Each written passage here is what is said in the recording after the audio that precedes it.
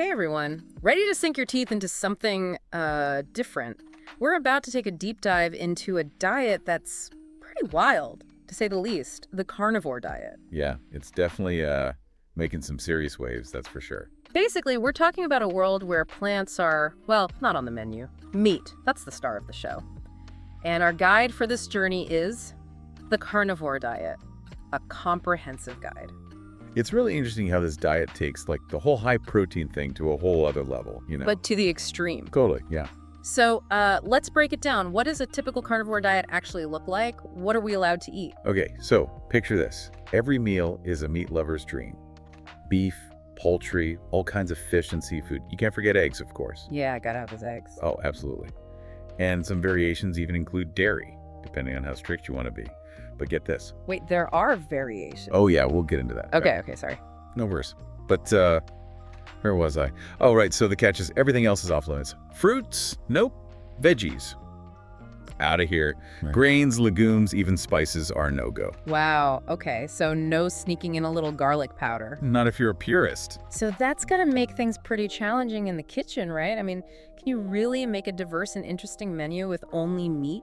You'd be surprised. The guide has all kinds of recipes, from simple things like ground beef patties to more elaborate stir fries and even chili.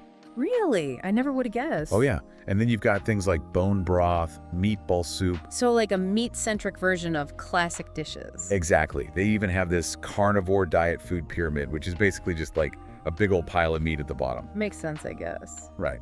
Okay, so I'm starting to get a picture of what this diet looks like, but I'm still stuck on the why. Why would anyone choose to eat like this? What's the big appeal? Well, proponents claim all sorts of benefits. Weight loss is a big one, which isn't that surprising. Yeah, I mean, you're cutting out like entire food groups. Exactly. They also talk about improved gut health, less inflammation, better blood sugar control, because you're not eating carbs. So like a supercharged keto diet. Kind of, yeah.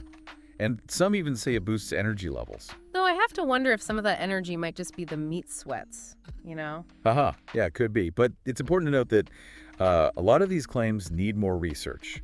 There's not a ton of scientific evidence to back them up just yet. Yeah, that's a good point. And I'm guessing there are probably some potential downsides too, right? I mean, it can't all be sunshine and ribeyes. You are absolutely right about that. And the guide itself stresses that you should definitely talk to your doctor before making any big changes to your diet. Smart move. So what kind of risks are we talking about?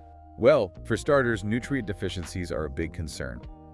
If you're not eating any plant-based foods, you're missing out on all those vitamins, minerals, and fiber. That makes sense. Your body needs all those things to function properly. Exactly. And then there's the potential for digestive issues. All that protein can be hard to handle, so you might end up with constipation, diarrhea, gas, bloating. Yikes, not fun. Yeah, not exactly dinner party conversation.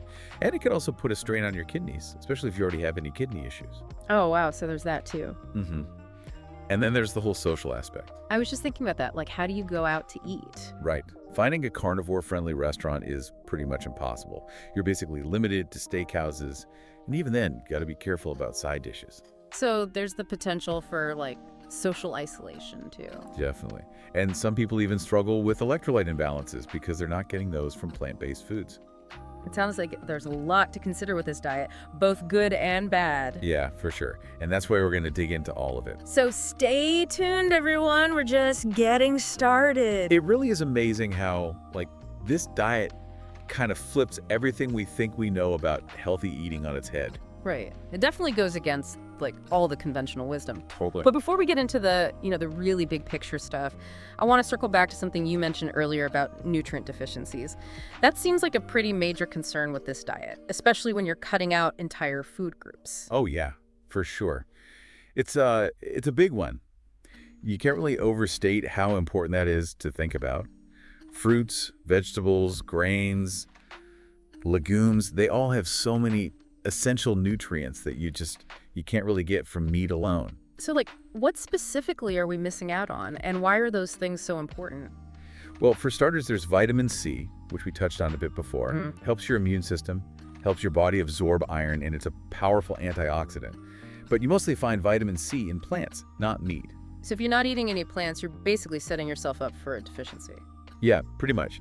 And it's not just vitamin C either. Think about folate. Super important for cell growth, DNA, red blood cells. You need it, and you get a lot of it from plants.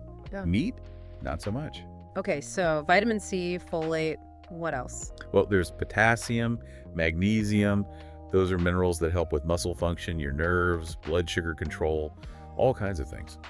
Again, you get most of those from plants. It's starting to sound like we're just trading one set of problems for another, you know? Like, yeah, we're avoiding the issues that come with eating a lot of processed food and sugar, but now we've got this whole other set of concerns. That's a really interesting way to put it, and I think you're right. It just goes to show that nutrition isn't simple. You really need to look at the whole picture. It's not about eliminating one thing or just focusing on another. It's about finding that balance. So it seems like anyone considering this diet should definitely be aware of these potential deficiencies and, like you said before, really talk to their doctor about it. Absolutely. Having a doctor on board is so important. They can check your nutrient levels, help you figure out if you need supplements, and just generally make sure you're not, doing more harm than good. Right, right. And speaking of potential harm, we've talked about nutrient deficiencies, but what about some of the other risks? You mentioned digestive issues earlier. Oh yeah, that's another big one. When you're eating tons of protein and fat and hardly any carbs or fiber, your digestive system might have a bit of a freak out. Like, what kind of freak out are we talking about? Well, some people get constipated because there's no fiber to keep things moving. Others might get diarrhea because their body's just not used to processing that much protein. And then there's the gas and bloating. Not ideal.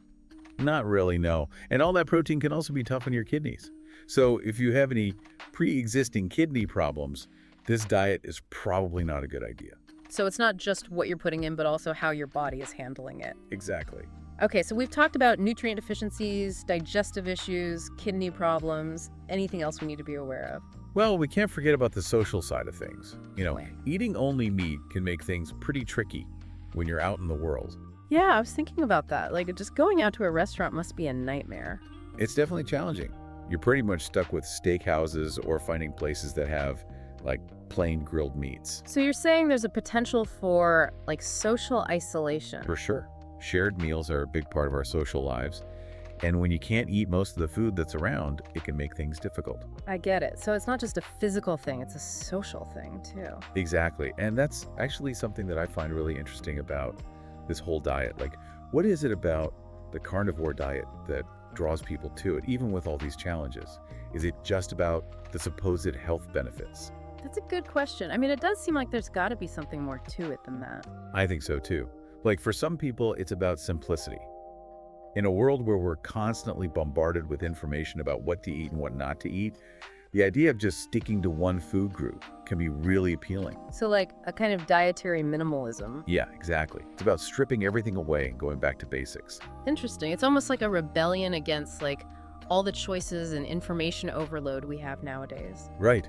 And for some people, it goes even deeper than that. They see it as a way to connect with our evolutionary past.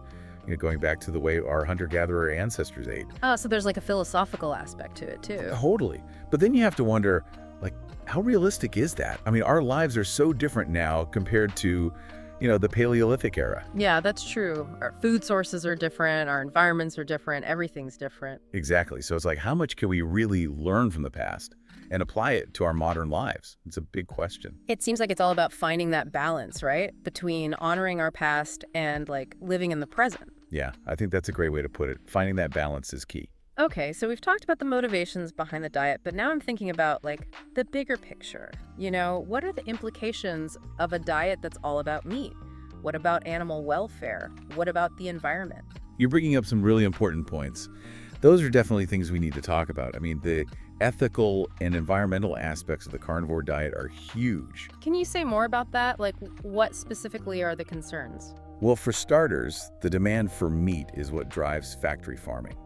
And factory farming, let's be honest, is not a pretty picture. Yeah, it's not. Animals are crammed into tiny spaces, living in horrible conditions, and the whole system is it's really damaging to the environment. So it's not just about the animals, it's about the planet too. Right, it's about the whole system. Meat production is incredibly resource intensive. It contributes to greenhouse gas emissions, deforestation, pollution. Wow, so our food choices really do have a ripple effect. I mean, it's not just about what we're putting into our bodies, it's about the impact on the world around us. Exactly. And those impacts are connected to so many other things, like social justice issues, food access, affordability. It's all intertwined. It can feel pretty overwhelming, to be honest. Like, how do we even begin to make sense of it all? I think it's important to, just take a step back and remember that we're all learning. We're all on this journey of trying to understand these complex issues. Yeah, that's a good point. And maybe there's no one right answer. Exactly. Different people are going to have different perspectives, and that's okay. The important thing is to be open to those different perspectives and be willing to have these conversations. Well said. So we've covered a lot today, from the nitty-gritty of the diet itself to these bigger philosophical, ethical, environmental questions. But before we wrap up, I want to leave our listeners with something to think about. So is the carnivore diet just a fad? Or could it actually have some real lasting benefits for some people? It's a question that seems to be dividing a lot of folks. Well, it's interesting, right? Because it really challenges the way we normally think about healthy eating. I mean, it goes against pretty much all the mainstream advice out there. And yet you've got all these people who are like, this is the best thing ever. Yeah, it definitely makes you stop and think. And I think it also highlights the need for more research. Wow. We need more information to really understand what this kind of extreme diet does to the body, both good and bad. Oh, for sure.